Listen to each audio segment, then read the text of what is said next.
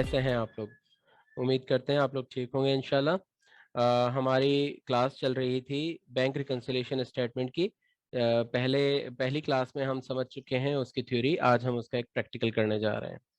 जी, यहाँ पर हमने कुछ डेटा लिया है। ये एक रियल लाइफ डेटा है, मतलब एक एक्चुअल डेटा है किसी कंपनी का, किसी ऑर्गेनाइजेशन का, जो कि हमने यहाँ पर कॉपी किया है। इसको ऑब्वियसली हमने थोड़ी सी इसके अंदर मॉडिफिकेशंस की हैं, डेटा को चेंज किया है थोड़ा सा, नंबर्स को नहीं, सिर्फ नामों को और एक्चुअल नामों को चेंज किया है ताकि कॉन्फिडेंशियलिटी ब्रीच ना हो सके। तो सबसे पहले नंबर पर हमारे पास ये है बैंक लेजर। कंपनी का नाम आता है सबसे ऊपर, जैसे कि हमने पहले डिस्कस किया था। उसके बाद बैंक का नाम आ जाता है, फिर बैंक लेजर लिखते हैं हम, जैसे कि कोई भी लेजर बनता है। अब ये देखिए हमारे पास इसमें मुख्तलिफ ट्रांजेक्शन्स हैं। यहाँ पर हमारे पास इस बैंक में अकाउंट में मौजूद ओपनिंग बैलेंस है कि 9,33,828 रुपये और 60 पैसे इस अकाउंट में हमारे पास मौजूद थे। और फिर पूरे मंथ में जो ट्रांजेक्शन्स हुई हैं वो ये ट्रांजेक्शन्स हुई हैं, हम उनको डिस्कस कर लेते हैं। हमने कैश डिपॉजिट किया है पहली को 9,900, और फिर इसी तरह 2 मार्च को कैश डिपॉजिट किया है। फिर 2 मार्च को ही हमने एक चेक इशू किया है अक्रम एंड कंपनी को फॉर हाउस कीपिंग एक्सपेंसेस 2,50,000 का। और फिर स्टाफ सैलरी पेएबल की पेमेंट हुई है हमारी 3,387,000 की। और बीच बीच में फिर हमने मजीद कैश डिपॉजिट्स भी किए हैं, जैसे कि आप देख रहे हैं कि मुसलसल कैश डिपॉजिट्स आ रहे हैं। फिर एक कस्टमर ने ये डायरेक्ट डिपॉजिट किया है 357। और फिर हमने दोबारा से एक 31 मार्च पे एक चेक इशू किया है, जो कि वसीम फर्नीचर को हमने against bill number so and so, और बिल की डेट भी हमने लिखी है कि इस डेट पर हमें ये बिल आया था और उसकी पेमेंट की है हमने, और उसकी पेमेंट की अमाउंट इतनी आ रही है। ठीक है, तो हम देख सकते हैं कि at the start of the month हमारे पास जो बैंक का बैलेंस आ रहा था वो 9,33,828 रुपये आ रहा था। और इस लेजर के आखिर में हमारे पास जो बैंक का बैलेंस आ रहा है, यानी बैंक में अगर हम अपने रिकॉर्ड्स को देखें तो बैंक में हमारे अकाउंट में मौजूद अमाउंट 19,27,547 रुपये। ये तो है हमारा अपना रिकॉर्ड। अब हम देखते हैं कि बैंक स्टेटमेंट क्या कहती है। देखिए, बैंक स्टेटमेंट आपके पास इसी शेप में आती है। मैं इसका साइज थोड़ा बड़ा कर देता हूँ। अगर एलाइड बैंक की बैंक स्टेटमेंट होगी तो वो ऑलमोस्ट इसी शेप में आती है। सबसे ऊपर एलाइड बैंक का लोगो होता है, साथ में एलाइड बैंक लिखा हुआ होता है। नाम आता है कंपनी का, जिस कंपनी का ये अकाउंट है उसका नाम आता है, और साथ में उसका एड्रेस और उसके फोन नंबर्स वगैरह सब चीजें आती हैं।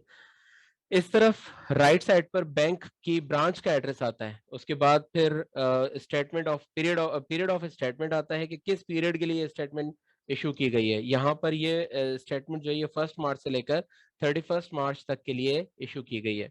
उसके बाद अकाउंट नंबर आता है। हमने अकाउंट नंबर यहाँ से मिटा दिया है ताकि कॉन्फिडेंशियलिटी ब्रीच ना हो। और अकाउंट स्टेटस आ जाता है कि ये रेगुलर है या पोस्टपोन्डेड अकाउंट है या क्या किसी और कंडीशन का अकाउंट है।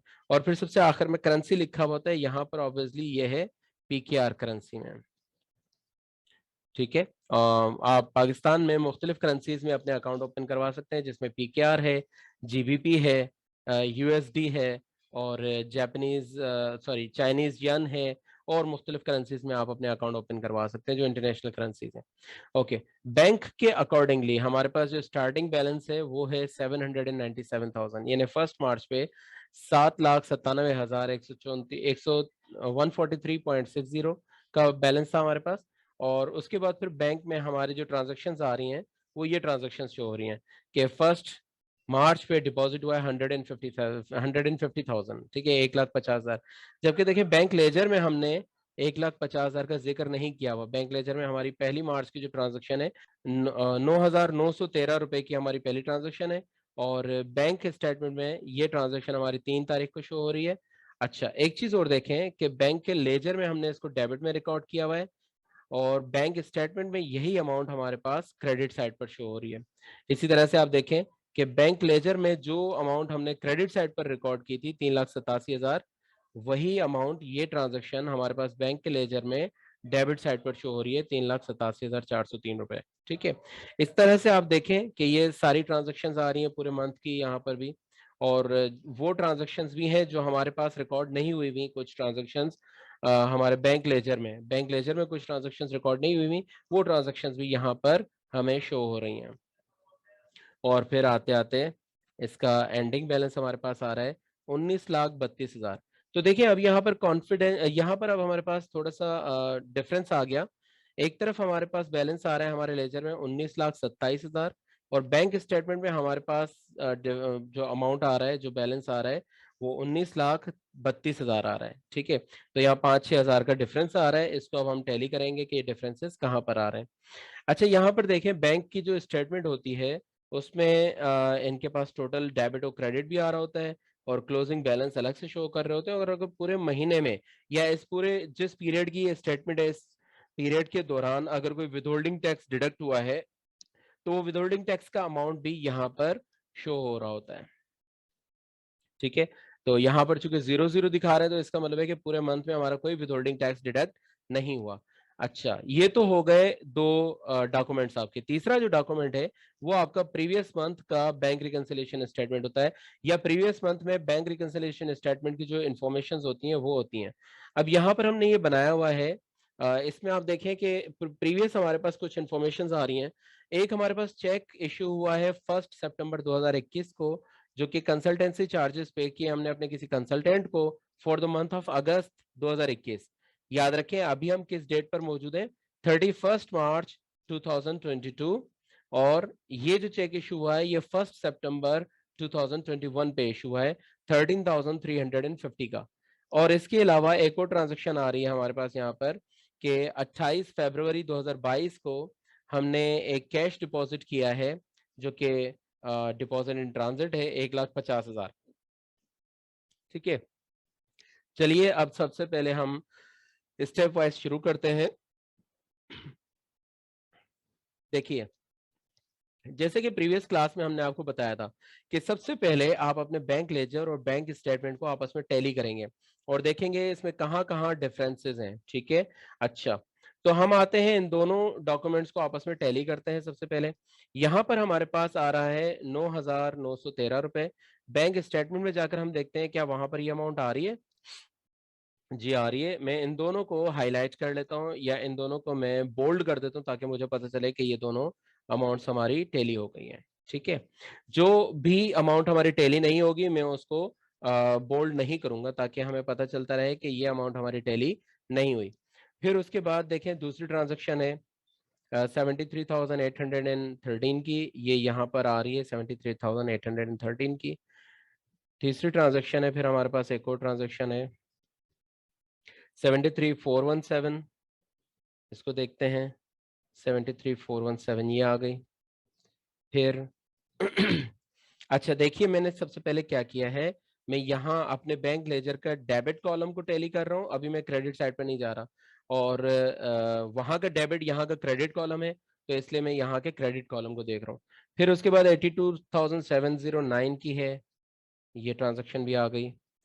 फिर 193, 085, 193, 085 की ट्रांजेक्शन भी आ गई। फिर 110,514 ये ट्रांजेक्शन भी आ गई। उसके बाद 120,780 की ट्रांजेक्शन है, 120,780 की ट्रांजेक्शन भी हो गई। 115,307 की ट्रांजेक्शन भी हो गई। अगर मेरे पास फिजिकल पेपर में प्रिंट फॉर्मेट में ये दोनों रखी हुई होती तो मैं इन दोनों को टिक करता चला जाता, दोनों डॉक्यूमेंट्स को, दोनों स्टेटमेंट्स पे जो फिगर्स टैली होती जाती हैं उनको मैं टिक करता जाता। अभी मेरे पास ये एक्सेल की फॉर्मेट पे है तो इसलिए मैं यहाँ पर बोल्ड करता जा रहा हूँ। 100,595 ये ट्रांजेक्शन भी यहाँ पर आ गई है। उसके बाद है 22,105 ये भी आ गई, और ये 2000 की ट्रांजैक्शन भी मुझे वहां पर नजर आ गई थी, ये दोनों ट्रांजैक्शंस आ गए। उसके बाद 92,655 की ट्रांजैक्शन है और 137,833 की ट्रांजैक्शन है। 92,655 की ये ट्रांजैक्शन आ गई, 137,833 ये ट्रांजैक्शन आ गई दोनों। 73,124, 129,068 ओके, ये दोनों ट्रांजैक्शंस भी आ गई। 73,124, 129,068 81,000 वाली ट्रांजैक्शन भी है, और 357 वाली ट्रांजैक्शन भी है। 81, 123, 81, 123 और 357 ये ट्रांजैक्शंस भी हो गई। ठीक है, ओके, हमारी debit balance tally, sorry debit column जो है हमारा वो टैली हो गया, और बैंक का क्रेडिट कॉलम टैली हो गया। इसमें कुछ ट्रांजैक्शंस रहती हैं, उनको अभी हम बाद में देख लेते हैं। ठीक है, ओके, उसके बाद फिर अब हम आ जाते हैं क्रेडिट साइड पर। हमारे बैंक लेजर की क्रेडिट साइड पर है एक अमाउंट 250,000। बैंक स्टेटमेंट में ढूंढते हैं क्या ये 250,000 आ गया है। यहाँ आ रहा है 387,407। ये रहा 250,000। अच्छा, इसमें आप देखिएगा चेक क्लियरिंग में चेक का नंबर भी साथ में लिखा हुआ है। वहां देखते हैं क्या चेक का नंबर यही है। यस, यही नंबर है 533,66,006। तो हम इसको टैली कर देंगे कि ये हो गया। उसके बाद एक और ट्रांजेक्शन थी हमारी 566,33,007 की। ये भी हमारी टैली हो गई है, ये भी हमने यहाँ पर लिख दिया है। तीसरी ट्रांजेक्शन देखते हैं 240,380। ये चेक हमने बनाया था 31 मार्च को। ये चेक यहाँ पर कहीं भी शो, बैंक स्टेटमेंट में कहीं भी शो नहीं हो रहा। ठीक है। अच्छा, ये सब चीजें जब हो गई तो उसके बाद फिर अब हम देखेंगे कि बाकी क्या क्या रहेगा। ये है बैंक कैश डिपॉजिट हुआ है 150,000। जब कभी भी आपके अकाउंट में कोई कैश डिपॉजिट हो रहा हो। अच्छा, देखिए सबसे पहले तो सॉरी, यहाँ पर थोड़ा सा रुकते हैं और ये देखते हैं कि सबसे पहले हमारे बैंक लेजर में कौन कौन सी ट्रांजेक्शन रह गई। बैंक लेजर में हमारे पास ये दो ट्रांजेक्शन पोस्ट होने से रह गई हैं, जिनको मैं येलो हाईलाइट कर लेता हूँ। ठीक है, ताकि हमें याद रहे कि ये दो ट्रांजेक्शन्स पोस्ट होने से रह गई हैं। और बैंक स्टेटमेंट में हम देखते हैं एक ये ट्रांजेक्शन रह गई है। लेकिन हमने देखा था बैंक रिकंसिलिएशन स्टेटमेंट में कि 150,000 की एक ट्रांजेक्शन थी। ये देखिए कैश डिपॉजिट 28 फरवरी का हमारा कैश डिपॉजिट था, जो कि अब यहाँ पर शो हो गया है 1 मार्च पे। ठीक है, तो ये भी बेसिकली हमारा क्लियर हो गया, क्योंकि deposit in transit last month था, इस मंथ में वो डिपॉजिट हो चुका है। तो हम इसको वहां पर हाईलाइट कर देंगे, यानी टिक कर देंगे कि ये ओके है। और अपने बैंक रिकंसिलिएशन स्टेटमेंट जो अब हम बनाने जाएंगे उसमें से हम इसको डिलीट कर देंगे। ठीक है, क्योंकि पहले हमने इसको बैंक रिकंसिलिएशन स्टेटमेंट में रखा हुआ था कि ये अभी तक डिपॉजिट इन ट्रांजिट था। जब हमने लास्ट मंथ की यानी फरवरी के मंथ में, जब हमने मार्च के महीने की, सॉरी फरवरी के मार्च के मंथ में जब हमने फरवरी के मंथ की स्टेटमेंट बनाई होगी, बैंक रिकंसिलिएशन स्टेटमेंट बनाई होगी, तो उस वक्त ये डिपॉजिट इन ट्रांजिट था। लेकिन अब वो हमारे अकाउंट में यानी मार्च की स्टेटमेंट में ये मेंशन हो रहा है, शो हो रहा है। तो इसका मतलब वो डिपॉजिट इन ट्रांजिट नहीं रहा, वो डिपॉजिट हो गया। तो हम यहाँ से उसको उड़ा देंगे। ठीक है, ओके। उसके बाद एक और ट्रांजैक्शन है इंटर बैंक फंड ट्रांसफर, आईबीएफटी। आईबीएफटी जो होता है वो ऑनलाइन ट्रांसफर होता है। हमारे किसी कस्टमर, किसी क्लाइंट ने हमें ऑनलाइन ट्रांसफर किया है ये अमाउंट, जो कि हमारे बैंक लेजर में रिकॉर्ड होने से रह गया है। तो इसको हम बैंक लेजर में रिकॉर्ड करेंगे। ठीक है, हम क्या करेंगे, बैंक लेजर में लाकर इसी डेट पे 3 मार्च पे ये अमाउंट रिकॉर्ड हुआ है, तो हम यहाँ पर 3 मार्च पे इसकी एंट्री पोस्ट कर देंगे। मैंने यहाँ पर एक लाइन ऐड की, 3 मार्च डाली और ऑनलाइन ट्रांसफर।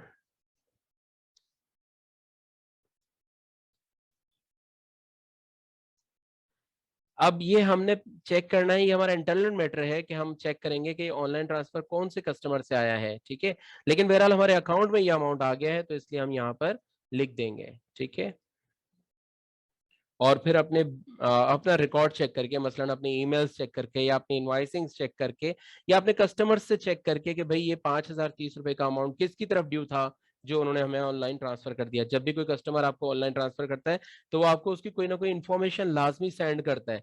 हो सकता है किसी कस्टमर ने हमें वो इन्फॉर्मेशन सेंड की हो, लेकिन हमारे पास वो रिकॉर्ड होने से रह गई हो। तो अब हम इसको रिकॉर्ड करके अपने पास पोस्ट कर देंगे। ये भी पोस्ट हो गया। उसके बाद फिर हम देखते हैं कि 7 मार्च को एफडी डिडक्शन है और अकाउंट स्टेटमेंट चार्ज। जब कभी भी आप अकाउंट स्टेटमेंट मंगवाएंगे तो उस पर एफडी, फेडरल एक्साइज ड्यूटी, लाजमी डिडक्ट होती है। जब कभी भी आप बैंक से चेकबुक मंगवाएंगे तो उस पर भी लाजमी फेडरल एक्साइज ड्यूटी डिडक्ट होती है। तो हम देख रहे हैं कि ये 7 तारीख पे भी है, उसके बाद फिर 14th पे है। 14th पे 2 मरतबा अकाउंट स्टेटमेंट के चार्जेस कटे हैं। और उसके बाद फिर चेकबुक चार्जेस है 18th पे और फेडरल एक्साइज ड्यूटी है। ठीक है, ओके। तो हम इन सबको भी अपने पास रिकॉर्ड कर लेंगे। बैंक ने इन तमाम चार्जेस को डेबिट किया है, तो हम इन तमाम चार्जेस को अपने पास क्रेडिट में रिकॉर्ड करेंगे। ओके, इनको हम देख लेते हैं टोटल एफईडी कितनी है। अच्छा, इसके दो तरीके हैं, यहां पर अब गौर से देखिएगा। एक तरीका तो ये है कि जिन जिन डेट्स में बैंक ने इनको रिकॉर्ड किया है हम भी अपने लेजर में उन्हीं तारीखों में जाकर रिकॉर्ड करें। एक और तरीका ये है कि मैं अपने लेजर में आकर सिर्फ लास्ट डेट पर यानी 31 मार्च पे ये तमाम ट्रांजेक्शन्स एक ही मरतबा रिकॉर्ड कर लूं। आप दोनों में से कोई भी अप्रोच कर सकते हैं, कोई भी मेथड अप्रोच कर सकते हैं। ठीक है, मैं यहाँ पर रिकॉर्ड करूंगा एफईडी चार्जेस अलग से और बैंक स्टेटमेंट चार्जेस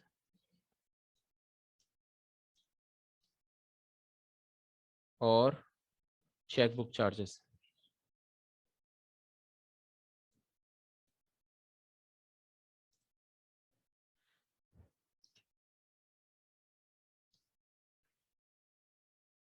जैसे कि मैंने आपको बताया कि बैंक ने हमें डेबिट किया है तो हम उसको क्रेडिट करेंगे। बैंक चेकबुक चार्जेस तो मैंने देख लिया था 500 था। ठीक है, एफईडी और उनको हम कैलकुलेट कर लेते हैं कि कितने आ रहे हैं। देखें एफईडी चार्जेस एक ये हैं, एक ये हैं, एक ये हैं, 3 और एक एफईडी चार्जेस ये हैं। तो टोटल एफईडी चार्जेस हमारे पास आ रहे हैं 76.76। यहाँ पर आपको नजर आ रहे होंगे स्क्रीन पर 76.76 एफईडी चार्जेस हमारे पास आ रहे हैं। तो मैं एफईडी चार्जेस लिख लूंगा 76.76। ओके, इसी तरह से अब हम रिकॉर्ड करेंगे बैंक स्टेटमेंट चार्जेस के वो कितने हैं टोटल। 30.17 यहाँ पर है, 30.17 यहाँ पर है और 13.17 यहाँ पर है। तो टोटल बैंक स्टेटमेंट चार्जेस हमारे पास आ गए 90.51। हम इनको भी यहाँ लिख लेंगे 90.51। ठीक है, अच्छा ये चूंकि सब हो गए इसलिए हम इनको भी बोल्ड कर देते हैं ताकि हमें याद रहे कि हमने इनको रिकॉर्ड कर लिया है, या ये वो अमाउंट्स हैं जो हमारे बैंक लेजर में भी और बैंक स्टेटमेंट में दोनों में रिकॉर्ड हुए हैं। कुछ रह गया यहाँ पर, एक नजर डाल लेते हैं कि क्या कोई चीज रह गई। एक ये अमाउंट रह गया है बैंक प्रॉफिट का। देखिए बैंक प्रॉफिट, बैंक ने हमें प्रॉफिट दिया है हमारे अमाउंट्स पे 851 रुपए। ठीक है, तो इस प्रॉफिट को हम अपने पास, बैंक ने क्रेडिट किया है तो हम अपने पास इसको डेबिट करेंगे बैंक प्रॉफिट के नाम से। ये भी चाहे तो आप last date of the month pay कर सकते हैं या उसी डेट पर जिस डेट पर बैंक ने आपको प्रॉफिट दिया है उस डेट पे भी आप कर सकते हैं। बैंक प्रॉफिट्स कितना अमाउंट है 851। ठीक है, अब ये हमारे पास आ गया एडजस्टेड बैलेंस बैंक लेजर का। इसी तरह अगर बैंक स्टेटमेंट के अंदर कोई भी मिस्टेक होती, मसलन हमने चेक इशू किया 2.5 लाख का और बैंक ने उसको रिकॉर्ड किया होता 2500 रुपए का या 25,000 रुपए का, मसलन वो एक जीरो डालना भूल जाते तो हम उसको यहाँ पर रेक्टिफाई कर लेते हैं। ठीक है, तो अब हमारे पास दोनों के एडजस्टेड बैलेंसेस आ गए, बैंक का भी एडजस्टेड बैलेंस आ गया और बैंक लेजर का भी एडजस्टेड बैलेंस आ गया। ओके, सिर्फ ये दो बैलेंसेस हैं, ये दो अमाउंट्स है जो यहाँ पर रिकॉर्ड हुई हुई हैं हमारे बैंक लेजर में और वो बैंक स्टेटमेंट में नहीं है। तो वो देखते हैं हम उसका रीजन है क्या है कि क्यों नहीं है। देखिए ये कैश डिपॉजिट है जो कि हमने 30 मार्च को डिपॉजिट करवाया है और ये अभी तक हमारे कैशियर ने जाकर बैंक में जमा नहीं करवाया होगा, इसीलिए बैंक स्टेटमेंट में शो नहीं हो रहा। तो ये कहलाता है डिपॉजिट इन ट्रांजिट। और इसके अलावा ये एक चेक इशू किया हुआ है हमने, और जो कि हमने चेक 31 तारीख को इशू किया है, जो कि इस वेंडर ने या हमारा जो ये सप्लायर है उसने अभी तक अपने अकाउंट में डिपॉजिट नहीं करवाया है। ये कहलाते हैं अनप्रेजेंटेड चेक्स। अब हम आते हैं अपने बैंक रिकंसिलिएशन स्टेटमेंट में और देखते हैं यहाँ पर कोई चीज रह गई क्या। हमने देखा कि एक प्रीवियस डिपॉजिट इन ट्रांजिट था, उसको हम यहाँ से उड़ा चुके हैं, खत्म कर चुके हैं। एक हमारे पास और भी अमाउंट है जो कि प्रीवियस अनप्रेजेंटेड चेक्स है। ठीक है, लेकिन यहाँ पर एक प्रॉब्लम दूसरा है कि ये अनप्रेजेंटेड चेक जो है वो बहुत ही पुराना है। देखें जब भी आप कोई चेक बनाते हैं तो वो चेक, उस चेक के ऊपर जो डेट डली हुई होती है उस डेट से 6 महीने तक कारामद होता है, 6 महीने के बाद वो एक्सपायर हो जाता है। आपने यहाँ पर चेक बनाया है 1 सितंबर पे, अब आप 1 सितंबर से लेकर 6 महीने काउंट करें कब तक बनते हैं, 6 महीने तक आप उस चेक को कैश करवा सकते हैं। उसके बाद अगर ये चेक प्रेजेंट होगा तो वो कैश नहीं हो सकेगा। अब हम काउंट करते हैं, 1 सितंबर का मतलब है कि पूरा सितंबर का मंथ, अक्टूबर का मंथ, नवंबर का मंथ, दिसंबर का मंथ, जनवरी और फरवरी का मंथ। ठीक है, यानी 28 फरवरी तक इसके 6 महीने कंप्लीट हो जाते हैं। 1 मार्च के बाद अब ये चेक आपका क्लियर नहीं हो सकता। ठीक है, क्योंकि वो एक्सपायर हो गया है, उसकी डेट पुरानी हो गई है। ठीक है, अब इस वक्त आप खड़े हैं कौन सी डेट पर, 31 मार्च पे।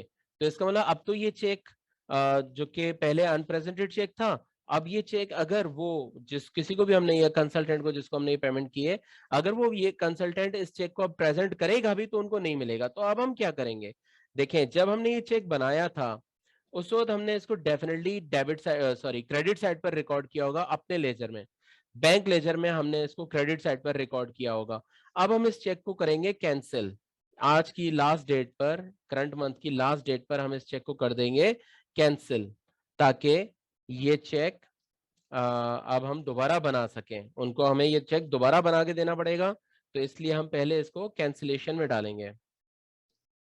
ये चेक नंबर हमने डाल दिया और यहां पर हम नरेशन में लिख देंगे cheque issued to consultant on 1 September 2021 cancelled. पहले जब हमने ये चेक इशू किया था तब हमने इसको क्रेडिट में डाला होगा, अब हम जब इसको कैंसिल कर रहे हैं तो अब हम उसको डेबिट कर देंगे। अमाउंट कितना है इस चेक का, 13315। ये हमने कैंसिल कर दिया तो अब हमारे पास बैलेंस आ गया ये 1946075। इन बैलेंसेस को एक नजर फिर हम चेक कर लेते हैं कि कहीं कोई बीच में मिस्टेक ना हो गई हो। ओके, परफेक्ट हो गया बैलेंस ये वाला। ओके, अब हमारे पास दो एक्चुअल एडजस्टेड बैलेंस आ गए, एक बैंक लेजर का बैलेंस और दूसरा बैंक स्टेटमेंट का एडजस्टेड बैलेंस।